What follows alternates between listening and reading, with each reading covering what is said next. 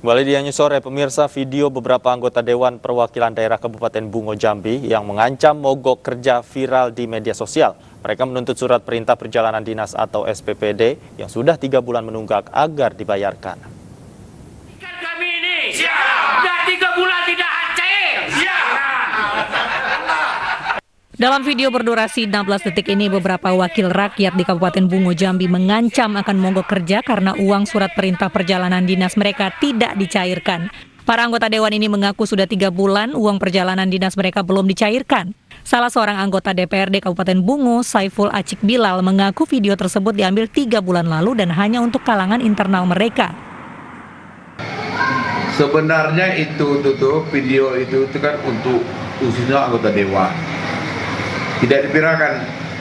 Video itu sudah 3 bulan di belakang itu. Kok bisa viral sekarang?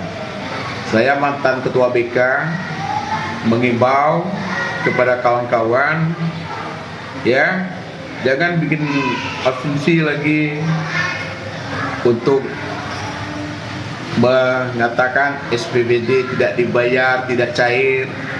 Nah, itu kan sudah ranahnya politik. Diduga ada kesalahpahaman antara legislatif dan eksekutif di pemerintahan Kabupaten Bungo terkait SPPD mereka yang belum dicairkan.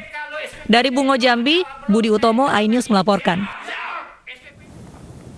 DPRD Kota Tangerang membatalkan anggaran pengadaan seragam yang mencapai 1,2 miliar rupiah. Anggaran ini menuai kritik karena meningkat 2 kali lipat dibanding dengan tahun sebelumnya.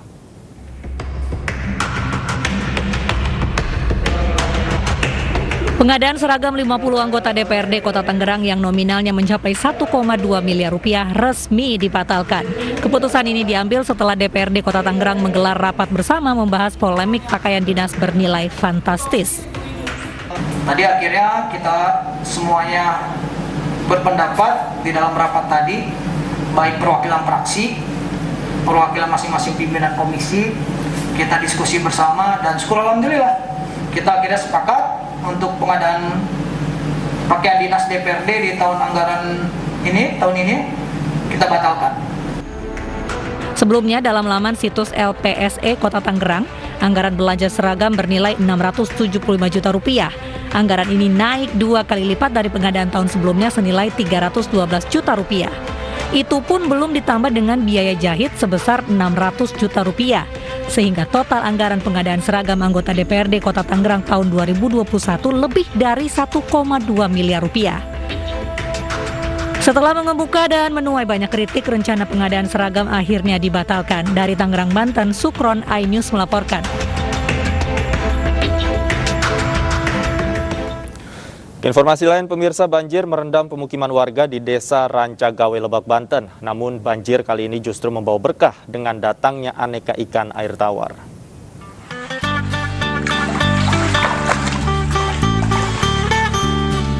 Ternyata banjir tidak selamanya membawa musibah, khususnya bagi warga Desa Rancagawe, Lebak, Banten. Banjir kali ini justru mendatangkan aneka ikan tawar masuk ke rumah mereka. Video ini viral di media sosial.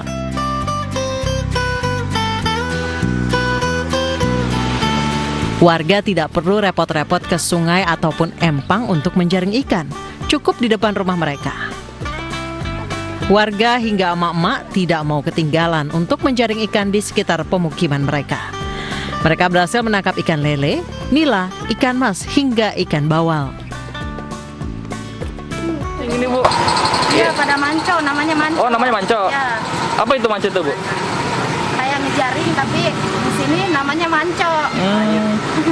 Terus ini pas lagi banjir ini dapat ikannya? Alhamdulillah. Apa aja sih ikannya, Bu? Dari terawilan, ada lempu, ada caung, banyak. Menurut warga, banjir kali ini merupakan yang terparah dalam 5 tahun terakhir. Ratusan rumah terendam banjir. Kedatangan ikan air tawar merupakan berkah tersendiri di tengah musibah banjir yang dialami warga. Sekitar pemukiman pun berubah menjadi pasar ikan dadakan. Dari Pandeglang, Banten, Iskandar Nasution, iNews melaporkan. Sebuah video berisi adu mulut antar sopir dengan petugas posko penyekatan perbatasan antar kabupaten viral di media sosial. Diduga adu mulut dipicu karena petugas menolak mobil penumpang tanpa surat rapid test masuk ke wilayah Kabupaten Sika, Nusa Tenggara Timur. Intinya Pak menjalankan tugas selesai. Dia mau tembus atau apa? Saat tugas sudah gitu. Oh tidak bisa Pak. Tidak bisa Pak. Ada yang bisa lolos, ada yang tidak. Dalam video berdurasi 48 detik ini, seorang sopir adu mulut dengan petugas perhubungan dan anggota TNI yang bertugas di posko penyekatan antar kabupaten. Video yang direkam warga ini terjadi di pos penyekatan tepatnya di Desa Hikong yang merupakan perbatasan antara Kabupaten Sika dengan Kabupaten Flores Timur, Nusa Tenggara Timur. Adu mulut terjadi akibat para sopir bersikeras masuk ke wilayah Kabupaten Sika meski tidak mengantongi surat negatif rapid antigen. Padahal setiap pengendara yang masuk ke wilayah Kabupaten Sika wajib mengantongi surat negatif COVID-19 selama PPKM level 4. Kita memeriksa dokumen kelengkapan yang perlu disiapkan oleh pelaku perjalanan sebagai syarat untuk bisa melewati wilayah perbatasan seperti rapid antigen. Jadi bukan menutup jalan. Jadi mungkin ada pemahaman bahwa menutup jalan, sebenarnya tidak. Bisa melakukan perjalanan, yang penting harus melengkapi dokumen. Kabupaten Sika masuk ke dalam PPKM level 4 hingga 23 Agustus mendatang. Dari Sika, Nusa Tenggara Timur, Joni Nura, iNews melaporkan. Sistem ganjil genap akan diberlakukan di sejumlah jalan protokol untuk mengganti titik penyekatan selama PPKM level 4 di Jakarta. Hingga kini sosialisasi terus dilakukan.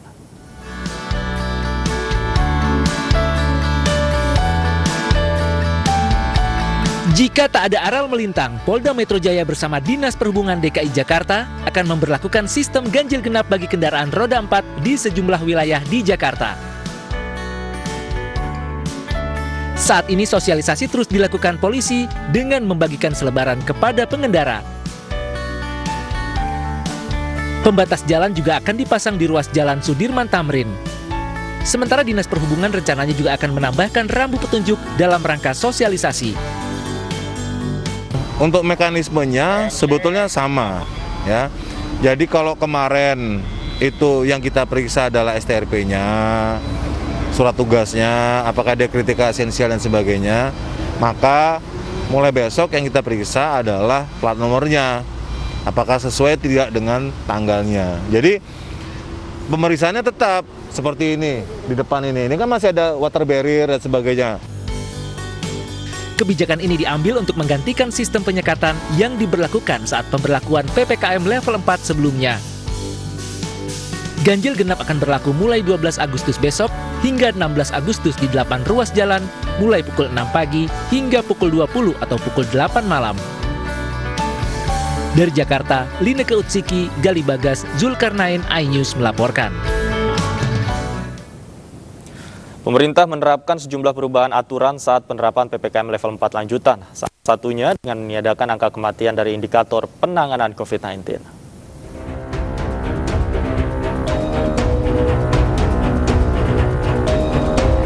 Penerapan PPKM level 3 dan 4 di Jawa Bali resmi diperpanjang hingga 16 Agustus mendatang.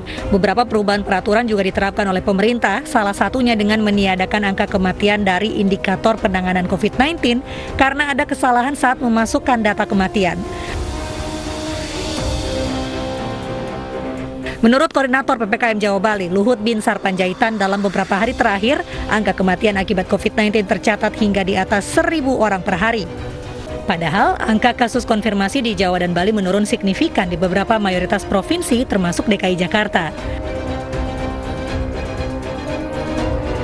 Evaluasi tersebut kami lakukan dengan mengeluarkan indikator kematian dalam penilaian karena kami temukan adanya input data yang merupakan akumulasi angka kematian selama beberapa minggu ke belakang, sehingga menimbulkan distorsi dalam penilaian.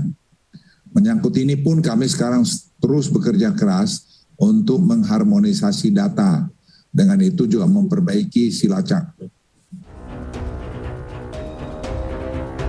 Penghapusan angka kematian dari indikator penanganan corona mendapat kritikan dari Dr. Tirta. Influencer ini mengkritik di media sosial miliknya terkait angka kematian yang tak kunjung turun.